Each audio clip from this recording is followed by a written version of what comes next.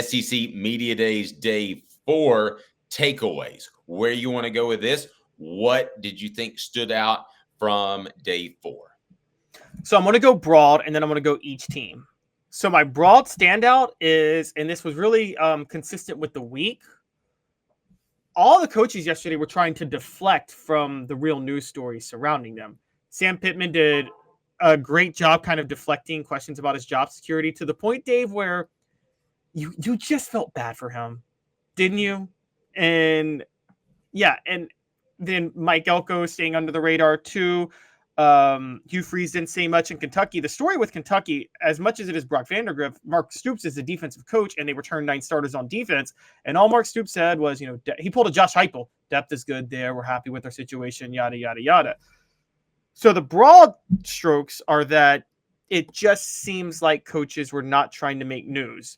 Now to hammer in, starting with Arkansas, there was some things they let slip. Dave, I felt Sam Pittman accidentally threw Arkansas fans under the bus, and I think he's got some bitterness to them because Steve Sarkisian earlier in the week said he was asked about Sarkisian saying that Arkansas seems to hate Texas more than they like themselves.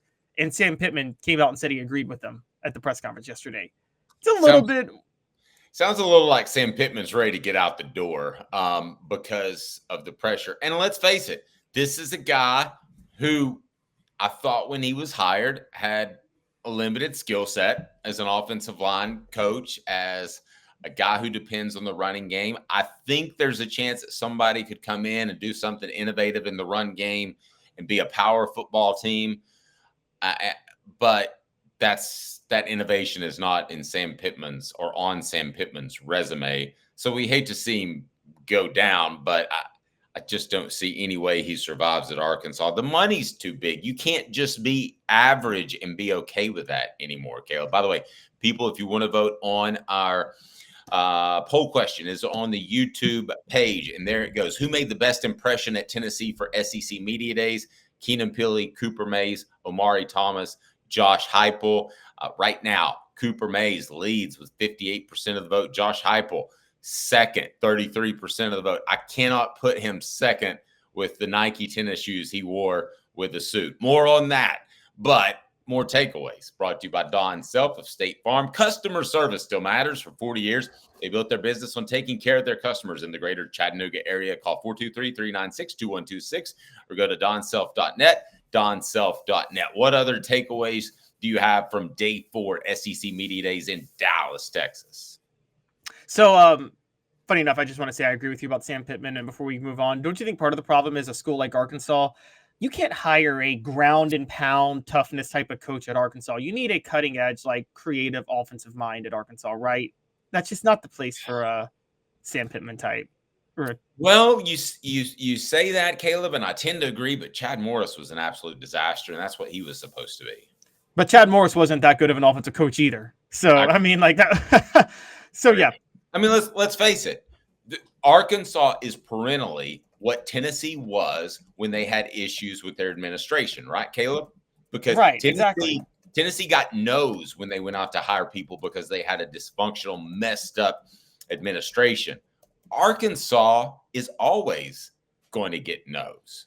I mean, that is just going to happen. Arkansas is going to get no's no matter how good they are when they're out searching for coaches. All right, Caleb, what else?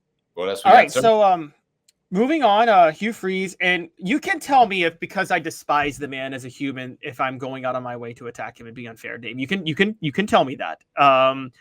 But I thought he was making a very lame excuse yesterday about Auburn's inconsistency his first year. If you wanted to say Auburn was inconsistent because you're installing a new offense, it was your first year as a head coach, you're rebuilding the talent, there's a lot of reasons you could say your team is inconsistent your first year as a head coach. He said, well, it was because I wasn't calling the plays and it created an issue, so I've taken back over play calling duties. I'm sorry, but if you're a coach, you should know whether or not you want to be the play caller, right? I agree. Every time this goes back and forth, it's a red flag. It's the same thing. It's the same thing as the guy who's a bit of a tweener between a point guard and a shooting guard. I'm like, that never works out. So when you go back and forth between play calling duties, they did this at Auburn with Gus Malzahn, right? Yeah, they did it before They went back before and Hugh forth. Freeze. They went back and forth like 4 times, I believe. So you've had that going on before. I can't remember a situation in which it's worked out. You? No. As a matter of fact, for those who remember, Jeremy Pruitt gave up play calling duties after a year at Tennessee and couldn't commit to it. Steve Spurrier, later in his years at South Carolina, gave up offensive play calling duties, and South Carolina kind of tanked because Steve Spurrier's whole thing is to call plays. So you're right. If you're not consistent, it just doesn't work. And it was really weird. I believe in Hugh Freeze as the offensive mind, but him not being committed to what he wants to do maybe makes me question him a little bit more than in the past, not just as a character person, but as an actual coach. Now, we've got on our message board that Lane Kiffin has blasted Paul Feinbaum on his own show. We'll talk about that later in the show. That's a great.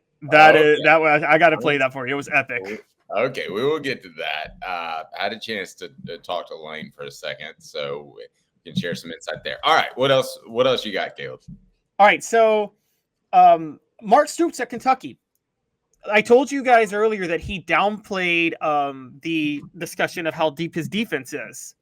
Now, he didn't bring Brock Vandergrift to SEC Media Days, but if you listen to his press conference, it almost made it seem like he is putting a heavy focus on the offense at Kentucky for the first time, because he consistently talked about installing the West Coast offense with Bush Hamden as offensive coordinator from Boise State, really touted the Georgia transfer from Brock Vandergrift. Dave, I think Mark Stoops thinks he's got something with that combination of Vandergrift and Bush Hamden to run that offense. And I think he thinks that, for those who don't know, the West Coast offense is cutting edge, but at the same time, it's very complementary to a defensive-oriented team. I just want to point out, the biggest misnomer of the 49ers in the 80s is that they weren't loaded defensively. Their defense was dominant, wasn't it? Same with their offense. Oh, yeah. That entire team was loaded. I mean, I hated that team, so I can almost tell you all of the defensive starters, but it started with Ronnie Lott. So I want to remind you that our great friend T. Scott Jones brings you the program. We are represented and proud to be represented by Banks & Jones. Well, it's because they're Tennessee's trial attorney. You can play to win with Banks & Jones because they'll go to trial. You've heard of other lawyers. They say they'll go to trial and fight for you. They won't. They just want to settle. That's the easiest way out. Well, that's not Banks & Jones, led by T. Scott Jones. They won't settle. They'll go to trial for you. Tennessee's trial attorney. They play to win. Truly, Tennessee's trial attorney when it comes to criminal defense or personal injury. Why settle? It's Banks & Jones. T. Scott Jones. BanksandJones.com. Talk about Pittman, Napier, guys that probably won't be at their job a year from now. Who was that guy last year, Caleb? It was Jimbo Fisher, right? Exactly. Now let's turn to Texas A&M, who I think is in much better position with what they have now than the cloud of buyout that was Jimbo Fisher. He may have been a great coach. He wasn't. But that buyout was going to absolutely overshadow almost anything he did. Yes, what really stood out with Texas A&M was how intentionally quiet they were at this media days. Now, Mike Elko actually said he was proud of the quiet all season, and offensive lineman Trey Zune said he loves the silence surrounding the program. I saw you interview Josh Pate earlier in the week, David. I talked about it, that he said Texas A&M is a surprise team because they still have a lot of talent. They recruited very well. They just now have a coach who I think is a much better coach. And when it's the opposite of Jimbo Fisher. Let's be honest, Dave. When Texas A&M hired Jimbo Fisher, it was kind of like when the Jets signed Tim Tebow. They were so focused on stealing all the headlines more than winning on the field, right? And they were so brash with it. They were so brash that we threw them all this money. We're going to do this. We're going to be brazen with our NIL. We're just going to talk, and it never bore out on the field. I think they've done a 180 with Mike Elko. They're basically saying, we'll let Texas do all the talking. We're going to be low key here, and we're going to stick with our talent, and we're going to kind of go about our business. And very uncharacteristic of a Texas school, right? True, but still, it's going to be Texas is going to be the dominant program in that state.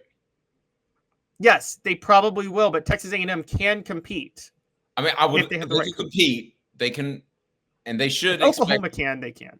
Right. They should be expected to win 50% of their games against a rival. I always say that. You should expect to at least split against a good rival. But in reality, they're probably going to win more like 1-4 at best, just because right now Texas is under good leadership. When's the last time they've been under good leadership? I mean, Yeah, I disagree. I actually think Texas A&M has better leadership than Texas.